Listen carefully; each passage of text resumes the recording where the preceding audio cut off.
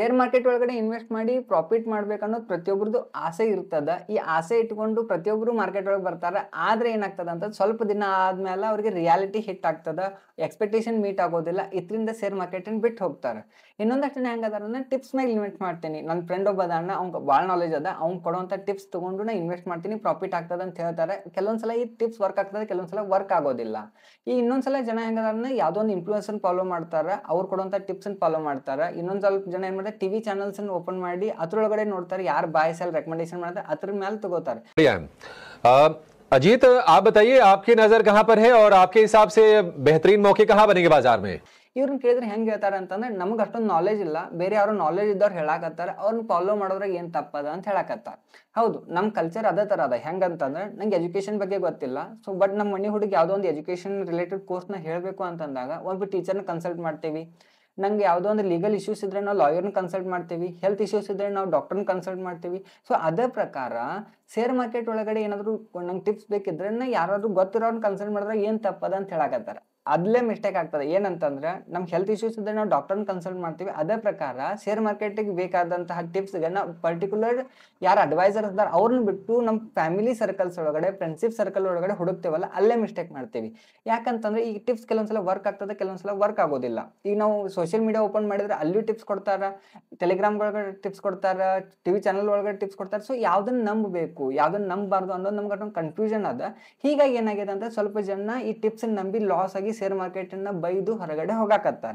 ಇವತ್ತಿನ ಈ ವಿಡಿಯೋದೊಳಗಡೆ ನೀವೇನಾದ್ರು ಟಿಪ್ಸ್ ಮೇಲೆ ಡಿಪೆಂಡ್ ಆಗಿದ್ರೆ ಯಾವ ತರ ಟಿಪ್ಸ್ ಅನ್ನು ಯೂಸ್ ಮಾಡಿ ಶೇರ್ ಮಾರ್ಕೆಟ್ ಒಳಗಡೆ ಹಣ ಮಾಡ್ಬೋದು ಅನ್ನೋದ್ರ ಬಗ್ಗೆ ನಾವು ಮಾತಾಡಕತ್ತೇವೆ. ನೀವು ಇನ್ನೂವರೆಗೂ ನಮ್ಮ ಚಾನಲ್ ನ ಸಬ್ಸ್ಕ್ರೈಬ್ ಮಾಡಲ್ಲ ಅಂದ್ರೆ ದಯವಿಟ್ಟು ಸಬ್ಸ್ಕ್ರೈಬ್ ಮಾಡಿ. ಇವತ್ತಿನ ಈ ವಿಡಿಯೋದೊಳಗಡೆ ನಾವು ಕಾಪಿ ಕ್ಯಾಟ್ ಮೆಥಡ್ ಬಗ್ಗೆ ಮಾತಾಡಕತ್ತೇವೆ. The strategy of replicating the investment ideas of famous investors or investment manager. ಈಗೇನು ಇನ್ವೆಸ್ಟ್ಮೆಂಟ್ ಮ್ಯಾನೇಜರ್ಸ್ ಅದಾರ ಅಥವಾ ಆಲ್ರೆಡಿ ದೊಡ್ಡ ದೊಡ್ಡ ಏನು ಇನ್ವೆಸ್ಟರ್ಸ್ ಅದಾರಲ್ಲ, ಅವ್ರನ್ನ ನಾವು ಕಾಪಿ ಮಾಡುವಂಥ ಮೆಥಡನ್ನ ಕಾಪಿ ಕ್ಯಾಟ್ ಮೆಥಡ್ ಅಂತ ಕರಿತೇವೆ. ಇದು ಹೆಂಗೆ ವರ್ಕ್ ಆಗ್ತದ ಅಂತಂದ್ರೆ, ಈ ಟಾಪ್ ಇನ್ವೆಸ್ಟರ್ಸ್ ಏನದಾರಲ್ಲ ಇವ್ರಿಗೆ ಡಿಕೇಡ್ಸ್ ಆಫ್ ಎಕ್ಸ್ಪೀರಿಯನ್ಸ್ ಅದ. 10 ವರ್ಷ, 20 ವರ್ಷ, 30 ವರ್ಷದಿಂದ ಇನ್ವೆಸ್ಟ್ಮೆಂಟ್ ಮಾಡ್ಕೊಂತ ಬಂದಾರ. ಇವರಿಗೆ ದೊಡ್ಡ ದೊಡ್ಡ ವ್ಯಕ್ತಿಗಳ ಜೊತೆ ಕಾಂಟ್ಯಾಕ್ಟ್ ಇರೋದ್ರಿಂದ, ಕಂಪನಿ ಒಳಗಡೆ ಇನ್ಫಾರ್ಮೇಶನ್ ಗೊತ್ತಿರೋದ್ರಿಂದ ಇವ್ರ ಅನಲೈಸಿಸ್ ಹೆಂಗಿರ್ತಂದ್ರೆ ಎಕ್ಸ್ಪರ್ಟ್ ಅನಲೈಸಿಸ್ ಅನ್ನ ಹೇಳ್ತೇವೆ. ಇದ್ರ ಜೊತೆ ಇವ್ರು ಲಾಂಗ್ ಟರ್ಮ್ ಒಳಗಡೆ ವೆಲ್ತ್ ಕ್ರಿಯೇಷನ್ ಮಾಡುವಂಥ ಮೈಂಡ್ಸೆಟ್ ದವ್ರು ಇರೋದ್ರಿಂದ ಚಲೋ ಕಂಪ್ನಿ ಒಳಗೆ ಇನ್ವೆಸ್ಟ್ ಮಾಡ್ತಾರೆ, ಒಳ್ಳೆ ರಿಟರ್ನ್ ಕೊಡ್ತಾರ ಅನ್ನೋದನ್ನ ನಾವು ನಂಬಿದ್ದೇವೆ. ಇವ್ರು ಆಲ್ರೆಡಿ ಪ್ರೂವನ್ ರೆಕಾರ್ಡ್ ಇಟ್ಕೊಂಡಾರ. ಹಿಂಗಾಗಿ ಈ ಟಾಪ್ ಇನ್ವೆಸ್ಟರ್ಸ್ ಏನದಾರ ಅವ್ರನ್ನ ಕಾಪಿ ಮಾಡೋದ್ರಿಂದ ಶೇರ್ ಮಾರ್ಕೆಟ್ ಒಳಗಡೆ ನಾವು ಪ್ರಾಫಿಟ್ ಮಾಡ್ಬೋದು.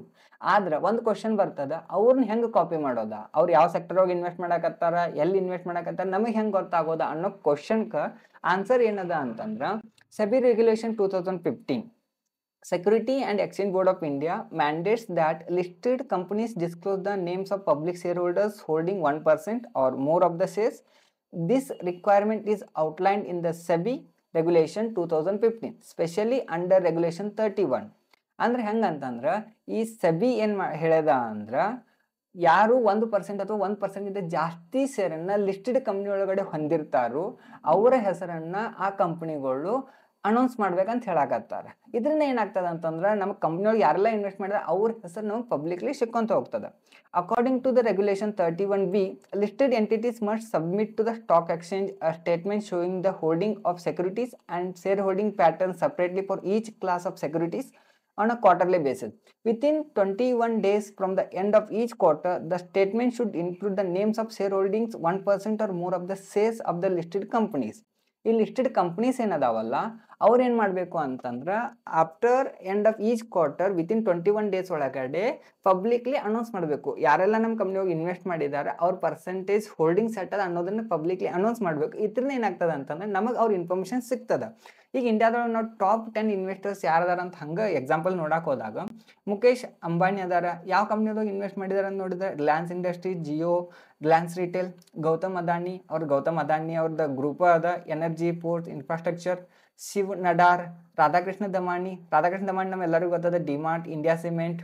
ದಿಲೀಪ್ ಸಿಂಘಾಯಿ, ಕುಮಾರ್ ಮಂಗಲಂ ಬಿರ್ಲಾ, ನಿಖಿಲ್ ಕಾಮತ್ ಅವರ ಜೀರೋದಾ ಫೌಂಡರ್, ಟ್ರೂ ಬಯೋಕಾನ್, ಇವೆಲ್ಲ ಅವ್ರದ್ದು. ಸೊ ಇವರೆಲ್ಲ ಯಾವ ಕಂಪ್ನಿದಾಗ ಇನ್ವೆಸ್ಟ್ ಮಾಡಕತ್ತಾರ ಅನ್ನೋದು ನಮ್ಗೆ ಗೊತ್ತಾಯ್ತು ಅಂತ ಇವ್ರನ್ನ ಈಸಿಲಿ ಕಾಪಿ ಮಾಡ್ಬೋದು. ಯಾಕಂತಂದ್ರೆ ಇವ್ರಿಗೆ ಆಲ್ರೆಡಿ ನಾಲೆಜ್ ಅದ, ಇವ್ರ ಕಡೆ ಒಳ್ಳೆ ಟೀಮ್ ಅದ. ಇವ್ರು ಇನ್ವೆಸ್ಟ್ ಮಾಡುವಂಥ ಕಂಪ್ನಿಗಳು 100% ಗ್ರೋತ್ ಆಗ್ತಾವಂತ ಏನಾದರೂ ನಿಮ್ಗೆ ಅನಿಸಿತ್ತು ಅಂತಂದ್ರೆ ಇವ್ರ ಮೇಲೆ ನೀವು ಇನ್ವೆಸ್ಟ್ ಮಾಡ್ಬೋದು. ಆದ್ರೆ ಹೆಂಗೆ ಮಾಡೋದಾ ಅನ್ನೋ ಕ್ವಶನ್ಗೆ ಇವತ್ತಿನ ಈ ವಿಡಿಯೋದೊಳಗೆ ನಾವು ಆನ್ಸರ್ ಮಾಡಕತ್ತೀವಿ. ಮತ್ತು ಈ ವಿಡಿಯೋ ನೀವು ಮುಗಿಯೋದ್ರೊಳಗೂ ನೋಡಿದ್ರೆ ಆ ಇನ್ಫಾರ್ಮೇಷನ್ ಯಾವ ಥರ ಯೂಸ್ ಮಾಡ್ಕೊಂಡು ನಾವು ಶೇರ್ನ ಬಾಯ್ ಮಾಡ್ಬೋದು ಅನ್ನೋದ್ರ ಬಗ್ಗೆ ನಿಮ್ಗೆ ಇನ್ಫಾರ್ಮೇಷನ್ ಕೊಡ್ತೀವಿ. ಇಷ್ಟೊಂದೆಲ್ಲ ರಿಸೋರ್ಸ್ ಇರೋದ್ನಾಗ ನಾ ಯಾವುದನ್ನು ನಂಬಬೇಕು ಅಂತ ನಿಮಗೆ ಏನಾದರೂ ಕ್ವಶನ್ಸ್ ಇದ್ರೆ ಈ BSE ಇಂಡಿಯಾ ವೆಬ್ಸೈಟ್ ಇಲ್ಲಿ ಹೋದ್ರೆ ನಿಮಗೆ ಯಾವ ಕಂಪ್ನಿದೊಳಗಡೆ ಯಾರು ಎಷ್ಟು ಇನ್ವೆಸ್ಟ್ ಮಾಡಿದ್ದಾರೆ, ಯಾವ ಥರ ಶೇರ್ ಹೋಲ್ಡಿಂಗ್ ಪ್ಯಾಟರ್ನ್ ಅದ ಅನ್ನೋ ಇನ್ಫಾರ್ಮೇಷನ್ ಇದು ನೋಡ್ಬೋದು. ಎಕ್ಸಾಂಪಲ್ ನಾವು ನಿಮಗೆ ಒಂದು ಕಂಪ್ನಿ ತೋರಿಸ್ಬೇಕು ಅಂತಂದ್ರೆ ಡಿಮಾರ್ಟ್, ನಮ್ಮೆಲ್ಲರಿಗೂ ಗೊತ್ತಿರುವಂಥ ಕಂಪ್ನಿ ಅದ.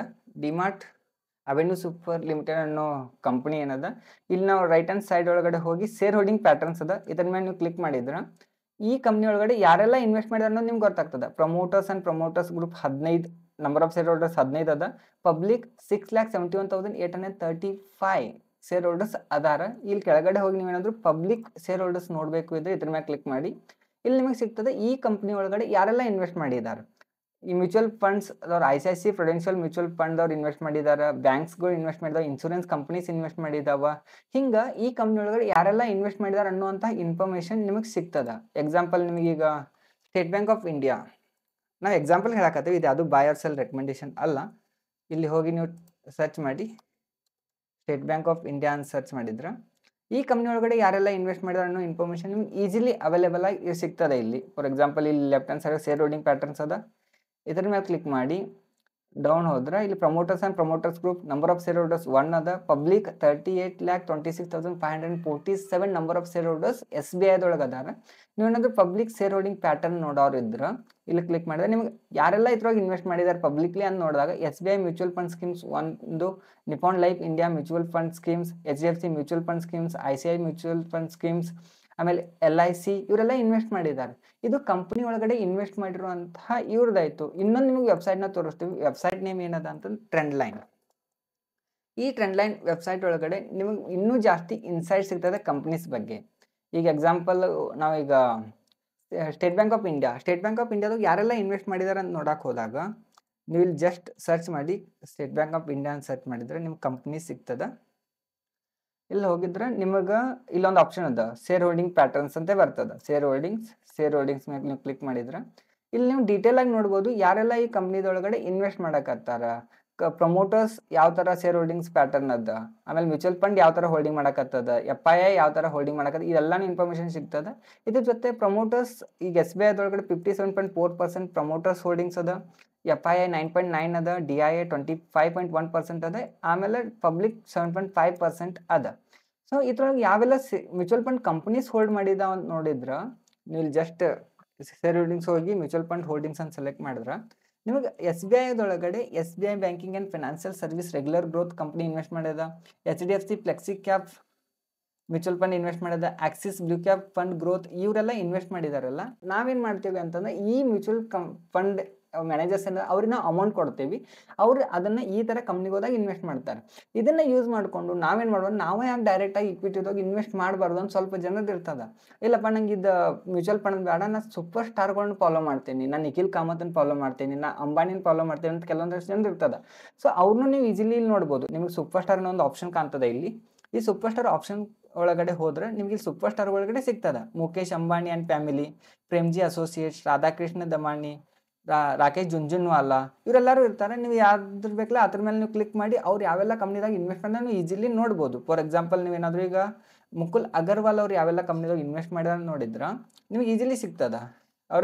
ಅವರು ಇಲ್ಲಿ ಕಾಣುವಂಥ ಎಲ್ಲ ಕಂಪ್ನಿದಾಗ ಅವ್ರು ಇನ್ವೆಸ್ಟ್ ಮಾಡಿದಾರೆ, ಅವ್ರ ಶೇರ್ ಹೋಲ್ಡಿಂಗ್ ಪ್ಯಾಟರ್ನ್ಸ್ ಹೆಂಗದ, ಕ್ವಾರ್ಟರ್ ಬೇಸಿಸ್ ಅವ್ರು ಹೆಂಗೆ ಇನ್ಕ್ರೀಸ್ ಮಾಡಕತ್ತ ಎಲ್ಲ ಇನ್ಫಾರ್ಮೇಷನ್ ನಿಮಗೆ ಇಲ್ಲಿ ಸಿಗ್ತದೆ. ಇದನ್ನು ಯೂಸ್ ಮಾಡಿಕೊಂಡು ಶೇರ್ ಮಾರ್ಕೆಟ್ ಒಳಗಡೆ ಇನ್ವೆಸ್ಟ್ ಮಾಡಿ ನಾವು ಹಣ ಮಾಡ್ಬೋದು. ಇದನ್ನು ನಾವೇನು ಕರಿತೀವಿ ಅಂದ್ರೆ ಕಾಪಿ ಕ್ಯಾಟ್ ಮೆಥಡ್ ಅಂತ ಕರಿತೀವಿ. ಇಷ್ಟೊಂದು ಈಸಿ ಇದ್ರೆ ಜನ ಇದನ್ನ ಯಾಕೆ ಮಾಡಕ್ಕೆ ಹೋಗಾಕತ್ತಿಲ್ಲ ಅಂತ ನೋಡೋದು ಭಾಳ ಇಂಪಾರ್ಟೆಂಟ್ ಆಗ್ತದೆ.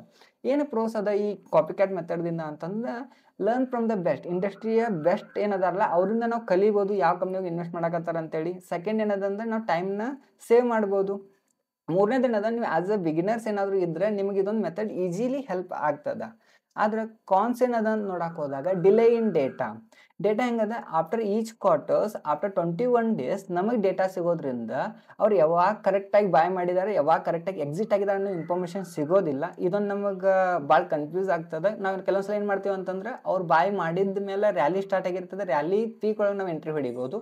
ಅಥವಾ ತೊಗೊಂಡಾರನ್ನ ಇನ್ವೆಸ್ಟ್ ಮಾಡಿರ್ತೀವಿ, ಆದ್ರೆ ನೆಕ್ಸ್ಟ್ 15 ಡೇಸ್ ಅವ್ರು ಎಕ್ಸಿಟ್ ಆಗಿ ಹೋದ್ರೆ ನಮಗೆ ನೆಕ್ಸ್ಟ್ ಕ್ವಾರ್ಟರ್ವರೆಗೂ ಅವ್ರ ಇನ್ಫಾರ್ಮೇಷನ್ ಸಿಗೋದಿಲ್ಲ.